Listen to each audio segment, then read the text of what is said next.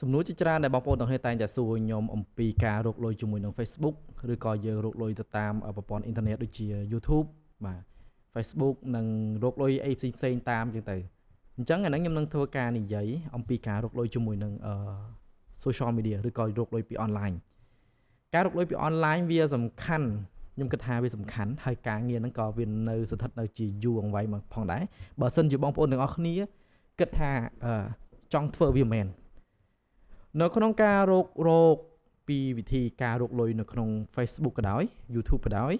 ឬក៏ TikTok ក៏ដោយមិនមែនចាំបាច់តែបងប្អូនទាំងអស់គ្នាហ្នឹងបខំធ្វើជាវីដេអូឬក៏ខំធ្វើជា content អ្វីមួយដែលគិតថាពុះពៀមែនទែនអញ្ចឹងថ្ងៃនេះខ្ញុំនឹងនិយាយអស់ពីចិត្តហ្មងក្នុងការដែលយើងរកលុយពី online ខ្ញុំតែងតែព្យាយាមធ្វើមែនទែនដូចបងប្អូនទាំងគ្នាធ្វើអញ្ចឹងបងប្អូនអាចបកត្រឡប់ទៅមើលវីដេអូខ្ញុំមុនជាច្រើនមែនទែនដូចជាវីដេអូ vlog ក៏ដោយហើយនឹងវីដេអូ game ខ្ញុំព្យាយាមធ្វើវាអស់ពីចិត្តពីថ្លើមទាំង live stream រក partner កាលហ្នឹងខ្ញុំប៊ីសនឹងបាន partner ដែរក៏ប៉ុន្តែខ្ញុំអត់យក partner ដោយសារលុយវាតិចពេកកាលចំនួនខ្ញុំបកនិយាយអំពីការដែលខ្ញុំ live game ចំនួនដែលខ្ញុំ live game ឆ្នាំ2018 19មកដល់ឆ្នាំ2021ខ្ញុំឈប់ live ការចំនួនហ្នឹងកាលពីឆ្នាំហ្នឹងគឺខ្ញុំ live game ហ្នឹងគឺខ្ញុំផ្ដោតលើរឿងទី1គត់គឺដែលខ្ញុំចង់បានគឺខ្ញុំតាមយក partner ឲ្យបាន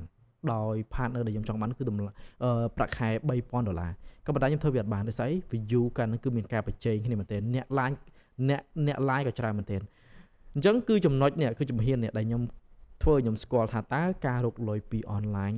នៅក្នុង online ហ្នឹងវាមានស្ថិតនៅអ្វីខ្លះមិនមែនតែយើងរកតែឯងទេបងប្អូនទាំងគ្នាអ្នកផ្សេងក៏គាត់រកច្រើនដូចគ្នាបាទអ្នកដទៃក៏គាត់រកច្រើនដូចគ្នាអញ្ចឹងគឺការធ្វើវីដេអូអ្វីមួយការដែលយើងរំពឹងអ្វីមួយវាមិនដូចជាការគិតរបស់យើងទេត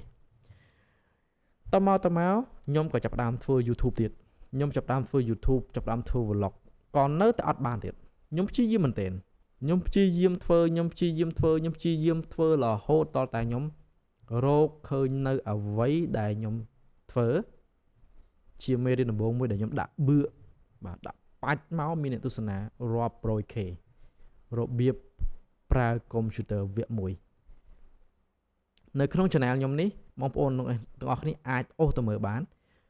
របៀបប្រើកុំព្យូទ័រវគ្គ1នៅពេលដែលខ្ញុំបរៀនដំបូងគឺខ្ញុំដាក់មកគឺមានអ្នកទស្សនាច្រើនមែនទែនហើយពួកគាត់ក៏តែង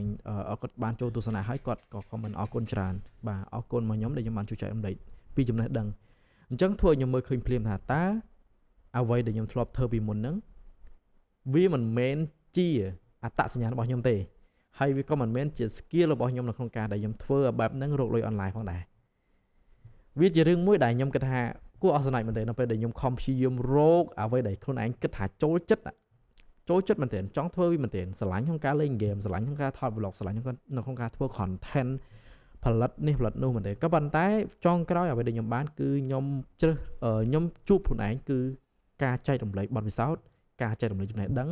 ឬការផ្ដល់ចំណេះដឹងទៅដល់បងប្អូនទាំងគ្នាដែលគាត់ទៅតែចាប់ដើមធ្វើឲ្យខ្ញុំនឹកឃើញដល់ការហ្នឹងនៅពេលដែលខ្ញុំចង់ដឹងខ្ញុំធ្វើវីដេអូរបៀបប្រើកុំព្យូទ័រនៅចំនួន5ដូចជា4វីដេអូ4ក៏5ផ្លេចបាត់ហើយចាប់ដល់ពេលហ្នឹងគឺធ្លាក់ចូលដល់វិស័យ mining បងប្អូនទាំងគ្នាវិស័យ mining គឺល្អមែនទេពេលហ្នឹងបាទ mining បានលុយធ្វើឲ្យខ្ញុំពេលហ្នឹងគឺខ្ញុំចាប់ដើមរើកុំព្យូទ័រខ្ញុំទាំងមូលចោលដើម្បីយកទៅធ្វើជាគ្រឿង mining ខ្ញុំក៏ចាប់ដើមថតពីរបៀបនៅក្នុងការ mining ឬក៏ផ្ដល់ជាយោបល់សម្រាប់បងប្អូនទាំងអស់គ្នាដែលគាត់ចង់ mining នៅក្នុងវិស័យ cryptocurrency ខ្ញុំដាក់ទៅមើលវីដេអូហ្នឹងទៅផ្ទុះមកវីដេអូហ្នឹងទៀតធ្វើខ្ញុំគាត់ថាចំអ្វីដែល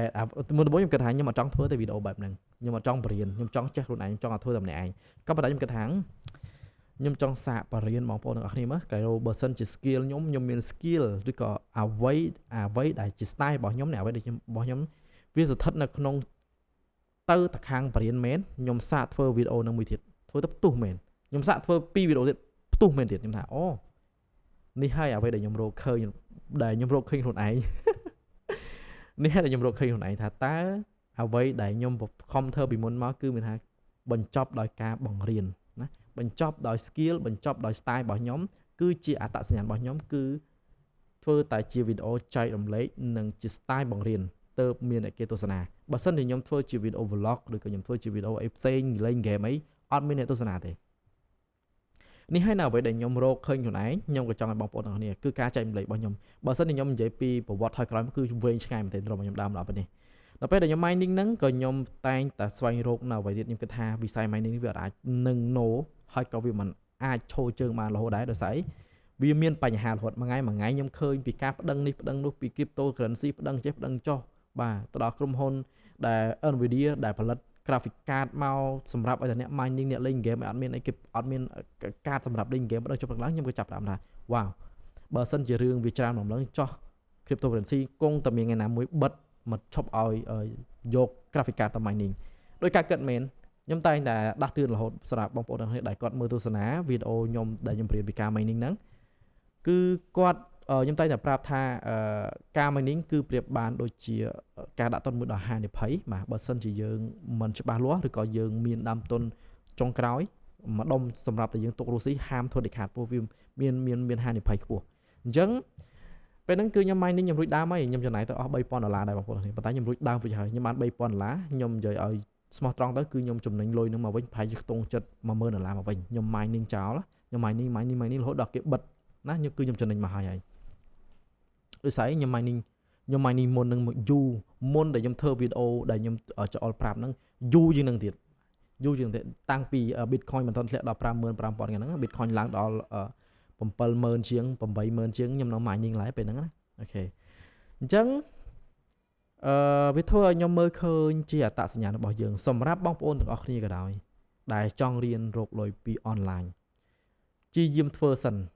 ខ្ញុំនិយាយនេះគឺខ្ញុំនិយាយវែងឆ្ងាយនេះដើម្បីឲ្យបងប្អូនទាំងគ្នាយល់នៅអ្វីដែលខ្ញុំចង់និយាយបើសិនជាយើងមិនទាន់មានវីដេអូខ្លួនឯងធ្វើទេ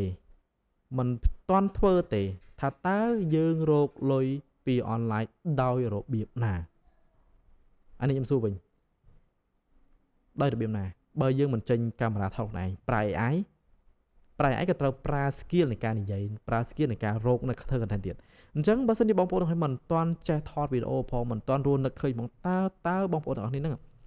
ចង់ធ្វើ content ដោយប្រើ AI ដោយរបៀបណាទីមួយយើងអត់ទាន់ស្គាល់ប្លង់ថតមិនដឹងថា scene នេះ scene នោះប្រើ AI ឲ្យចេញជា scene បែបណាដើម្បីឲ្យផលិតជាវីដេអូឲ្យយើងអញ្ចឹងខ្ញុំណែនាំឲ្យបងប្អូនទាំងគ្នារៀនធ្វើ content រៀនធ្វើវីដេអូឲ្យបានច្រើនរៀនផលិតវីដេអូឲ្យបានច្រើនរៀនកាត់តវីដេអូឲ្យបានច្រើនតិចទៀតខ្ញុំនឹងចេញមេរៀនកាត់តវីដេអូខ្ញុំកំពុងតែធ្វើការរៀបរៀងទៅលើការបង្រៀនបងប្អូនទាំងគ្នាក្នុងការកាត់តវីដេអូហើយដោយសារតែមួយរយៈនេះខ្ញុំជាប់រវល់មែនទែនអំពី course មេរៀន boost page ផងបាទ course មេរៀន boost TikTok ផងនិង course មេរៀន boost ទៅលើ Instagram និង YouTube ផងអញ្ចឹងខ្ញុំជាប់រវល់មែនទែនហើយសម្រាប់បងប្អូនទាំងគ្នាដែលគាត់ចង់រៀនមេរៀនទាំងអស់ហ្នឹងអាចតាក់ទងមកខ្ញុំបានខ្ញុំកំពុងតែថត course នឹងមកផងដែរគឺខ្ញុំបរៀនទាំងអស់ហ្មងបរៀនទាំងកាត់តបរៀនទាំងboost បរៀនទាំងឲ្យតែនៅក្នុង platform ណាខ្ញុំរៀន boost ទាំងអស់ហើយបរៀនរកវិធីធ្វើ content ទៀតនៅក្នុង channel YouTube នៅក្នុង course មេរៀនខ្ញុំនឹងផងដែរហើយតម្លៃចាំខ្ញុំធ្វើ course ចប់សិនចាំខ្ញុំប្រាប់ពីតម្លៃណាតែបើសិនជាអត់តន់បងប្អូនទាំងនេះអត់តន់បានរៀនទេអាចធ្វើការសួរសិនក៏បានណាខ្ញុំឆ្លើយតបអញ្ចឹងការរកលុយនៅក្នុង online វាចប់ដោយការធ្វើ content តែមួយគត់នេះគឺជាគ្រឹះបាទនេះគឺជាគ្រឹះបើសិនជាបងប្អូនទាំងគ្នាមិនចេះផលិត content ទេគឺស្មើ0ផលរូបភាពតែមួយធ្វើរូបភាពតែមួយក៏ស្មើនឹង content មួយដែរអញ្ចឹងខ្ញុំចង់ឲ្យបងប្អូនទាំងគ្នារកអ្វីដែលយើងមានយើងធ្វើអ្វីដែលយើងចង់ធ្វើសិនដំបូងណា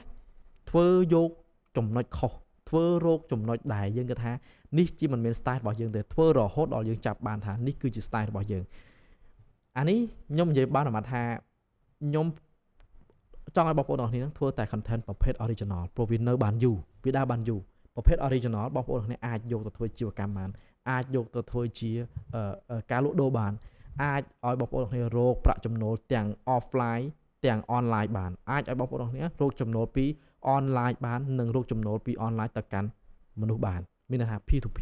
ណាយើងប្រើ content ហ្នឹងដើម្បីបញ្ជូនអាជីវកម្មរបស់យើងទៅឲ្យអ្នកដែលគាត់ចង់ឃើញ content បែបហ្នឹងចង់ទិញអីវ៉ាន់បែបហ្នឹងនៅលើ online បាននេះដែលខ្ញុំនិយាយហើយខ្ញុំធ្វើសម្រេចវាបានដល់សប្តាហ៍ក៏ដោយសារតែ content ចេះធ្វើ content មួយគឺចប់ដើរទៅកន្លែងណាក៏បានដែរមិនថា TikTok Instagram YouTube Facebook បងប្អូនអ្នកអាចរកលុយបានទាំងអស់ អញ្ចឹង step ទី1គេដំបូងគេគឺការធ្វើ content សិនណាខ្ញុំអត់ចង់ឲ្យបងប្អូនទាំងគ្នារកតែពីលុយទេបើសិនជាមកសួរខ្ញុំបងជួយបរិញ្ញាខ្ញុំរកលុយផងតើអូនឯងរកលុយមកពីណាខ្ញុំសួរអញ្ចឹងវិញឆ្លើយខ្ញុំបានចាំខ្ញុំជួយបរិញ្ញាណារបៀបធ្វើ content ចាំជួបគ្នានៅវីដេអូបន្ទាប់ពីខ្ញុំអត់ឆ្លងមកចាំតែប៉ុណ្្នឹងទេបើសិនជាស្ដាប់ទៅមានកន្លែងណាអត់យល់ឬក៏មានកន្លែងណាដែលថាមិនទំនងអាច comment បានខ្ញុំនឹងធ្វើការបកស្រាយនៅវីដេអូទៅមុខទៀតព្រោះដោយសារតែខ្ញុំចង់ចេញវីដេអូឲ្យបានច្រើនមែនទែនខ្ញុំចង់បរិញ្ញាបងប្អូនទាំងអស់គ្នាឲ្យចេះធ្វើ content ឲ្យបានច្រើនមែនទែនខ្ញុំមានវិធីគិតខ្ញុំមានវិធីសរសេរខ្ញុំមានវិធីនៅក្នុងការចេញជា content ក៏ប៉ុន្តែខ្ញុំខ្វះពេលវេលាធ្វើអញ្ចឹងខ្ញុំសុខចិត្តយកវិធីទាំងអស់ហ្នឹងចំណេះដឹងទាំងអស់ហ្នឹងទៅចែករំលែកបងប្អូនទាំងអស់គ្នានៅថ្ងៃណាមួយជាមិនខានកុំភ្លេចតាមដានជាមួយនឹងខ្ញុំបាទចិនឡុងបាយបាយ